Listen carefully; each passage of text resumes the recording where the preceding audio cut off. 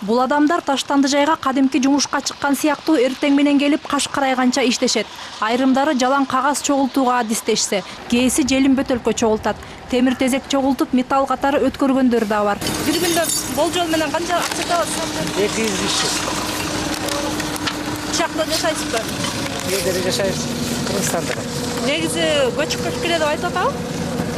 Айтып атат, айтканда кайга көчүп барат. Оору жукпайт бекен, катты каткан жоксу. Кудай сактасын эми. Баклашка чогултасызбы? Жок, мен только алюминий мед.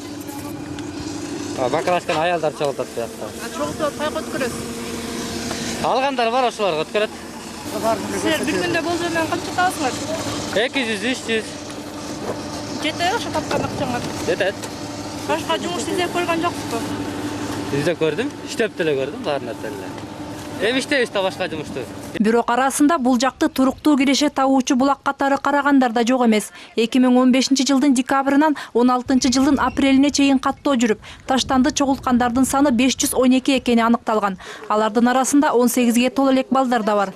Алардын саны 20га чукул. Мындагыларды каттоого алып көмөк көрсөтүү үчүн атайын социалдык көчмө блок уюштурулган. Имарат табылган жок, анткени санитардык зона, санитардык жолдо имарат курууга акысы жок, эч кимдин акысы жок.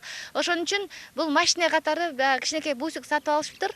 Анан ошол бусиктин ичин көчмөн өзүнүн эле күндө эртең менен кечке чейин бул таштанды чогулткандар менен иштеп атышат. Кимдин кандай көйгөйү бар, кандай маселеси бар, мэрия тарабынан кандай жардам көрсөтө алабыз деген мааниде жасалган блог. Таштанды чогулткан жарандарды каттоо жай мезгилине чейин уланып, андан соң эл аралык уюмдар тарабынан аларга ар тараптуу жардамдар бериле баштайт. Жөн гана аты жөнүн сурабастан алардын арасында сурамжылоо жүргүзүлүп, саламаттыгы да текшерилет. Сейчас то, что делается. Биз каттоого алып жатканда дароо сурамжылоо жүргүзөбүз. Анда бул жакка эмне себептен келип жатканын, адистиги бар бекен сурайбыз. Эгер билими жок болсо, кесипчилик техникалык окуу жайга өткөрүүгө жардам беребиз. Кандайдыр бир себептер менен жашаган жеринде каттоого тура албай, билим алуудан жана медициналык тейлөөдөн куржалак калгандарына биз жок дегенде убактылуу каттоого турууга жардам берип жатабыз. Ошол эле учурда алардын саламаттыгын текшерип жатабыз. Бул иштин биринчи этабы. Кийинки этап жаңы таштанды жай курууга багытталган.